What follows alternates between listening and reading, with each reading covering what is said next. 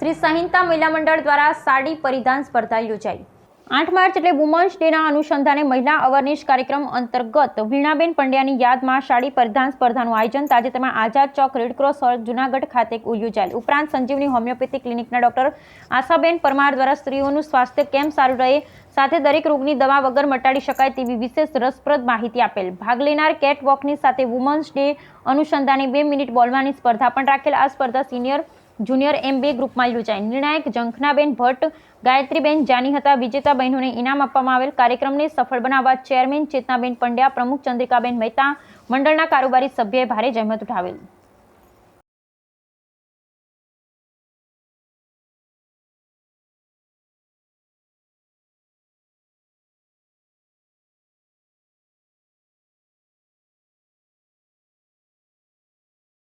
सुषमा स्वराज जेवा लेडी जे विदेश मंत्री હતા ઈ સાડી પહેરતા।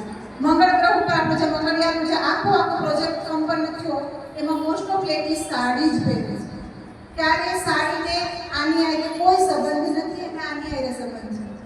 સાડીથી બુદ્ધિ ઓછી નથી થતી અને સાડીથી બુદ્ધિ વધી નથી જતી, પણ સાડી માટે આપણે ઘણીવાર એવો શોખ હોય કે હું સાડી પહેરીશ તો હું જન્માની લાગીશ તેવું ન માનતા હું આ જમાનાની છું। 2005માં લગ્ન થયા અને 2018 સુધી ઘરમાં રેગ્યુલર સાડી પહેરી અને હું ટ્યુશને ભણાવતી, ઇંગ્લિશના ટ્યુશને કર્યા છે। મને સાડી એ અટકાવી નથી।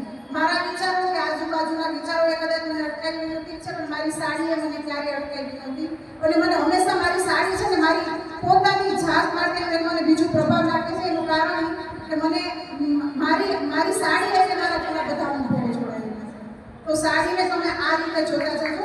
ક્યારે કોઈ એમ કહે કે સાડી કેમ પહેરી લે આ સાડી પહેરી તમે, તો હું આ શબ્દ બોલું છું, તમે બોલજો મને સાડી પહેરવી ગમે છે, મને સાડી પહેરવી ગમે છે।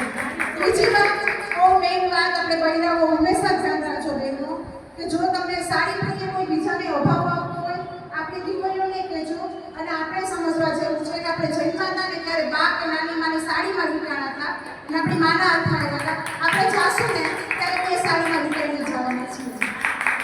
તો sari let's celebrate sari, let's friendship with sari. Sari સાથે સખી બનાવો, સાડીમાંથી મિત્ર બનાવો। Thank you. અને ફાસ્ટ ફૂડ તરીકે અપનાવીએ છીએ, એટલે ફાસ્ટ ફૂડ બને ત્યાં સુધી ખાઓ કે જે જલ્દી પચી જશે। એમાં કઈ ખોરાક આવશે ફ્રૂટ છે, આપણે જેટલા બને એટલા હેલ્ધી ફ્રૂટ ખાઈએ। પહેલાના માણસો જે ખાતા જે રીતે જીવતા એ જીવન મળો એ જ વાંધો નથી, પણ આપણે શું થયું છે હવે એવું જીવન પોસિબલ નથી। કેમ? કારણ કે લોકો સવારે વહેલા ઉઠી જતા, રાત્રે વહેલું જમી લેતા, રાત્રે વહેલા સૂઈ જતા। ઇવન એ લોકોમાં મેન્ટલ સ્ટ્રેસ એટલો નહોતો, ફિઝિકલી લોકો વર્કઆઉટ વધારે કરતા, ખેતી કામ કરતા, ઘરનું બધી બહેનો જાતે કામ કરતી। અને હવે આપણે લગભગ બધાની ઘરે એકાદી કામવાળી તો આવતી જ હોય, વાસણની, કચરા પોતાની, કારણ કે કંઈક બીમારી હોય કે મજબૂરી હોય, ઘણી વખત ટાઈમનો અભાવ હોય, મારા જેવા રેગડે કરાવવું પડતું હોય, એટલે ઘણી બધા પ્રશ્ન આપણે સમજવા છતાં ઉકેલી નથી શકતા। તો આ બધી આપણી જે આપણી લાઈફસ્ટાઈલ છે કે જે મજબૂરી કહી શકાય, તો એ મજબૂરીમાં રહીને આપણે એવું શું કરીએ કે આપણે હેલ્ધી રહીએ। શ્રી સંહિતા મહિલા મંડળ દ્વારા કે જે શ્રી વીણાબેન પંડ્યા દ્વારા સંસ્થાપિત છે, આ મંડળ દ્વારા અમે આજે નારી દિવસની ઉજવણી કરેલ છે। 8મી માર્ચ એટલે વુમન્સ ડે। તો આ દિવસે એ સ્ત્રીઓનો દિવસ હોય છે અને એ અનુસંધાને સ્ત્રીઓને લગતા અનેકવિધ કાર્યો કરવામાં આવે છે કે જેમાં સ્ત્રીઓનું એક લેવલ ઊંચું આવે। સાડી પરિધાન સ્પર્ધા રાખેલી હતી। અત્યારે આપણે જોઈએ છીએ કે સાડી છે એ કોઈ પણ બહેનો પહેરતા થોડા ખચકાટ અનુભવે છે અને સાડીની ક્યાંક ને ક્યાંક એક અવગણના થાય છે અને સાડી આજે એક મ્યુઝિયમ જેવું બની અને એક વોર્ડરોબમાં જેનું કબાટમાં જેનું સ્થાન બની રહ્યું છે, જ્યારે કે સાડી એ આપણો એક મર્યાદાસભર પોશાક છે, એમાં જ આપણી સંસ્કૃતિ છલકાઈ ઉઠે છે। પરંતુ પાશ્ચાત્ય સંસ્કૃતિનું અનુકરણ કરી અને સાડીને લગભગ કોઈ પહેરતું નથી।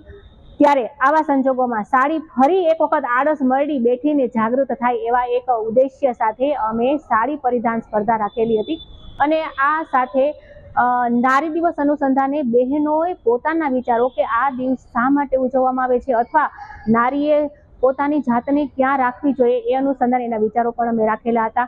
અને આ સાથે ડૉક્ટર આશાબેન પરમાર કે જેઓ એક હોમિયોપેથિક ડૉક્ટર છે, તેઓએ બહેનોનું શારીરિક સ્વાસ્થ્ય કઈ રીતના રાખી શકે એ માટે અને દવા વગર કઈ રીતે જીવન જીવી શકાય તે માટે તેમને ખૂબ સરસ માર્ગદર્શન પૂરું પાડ્યું હતું।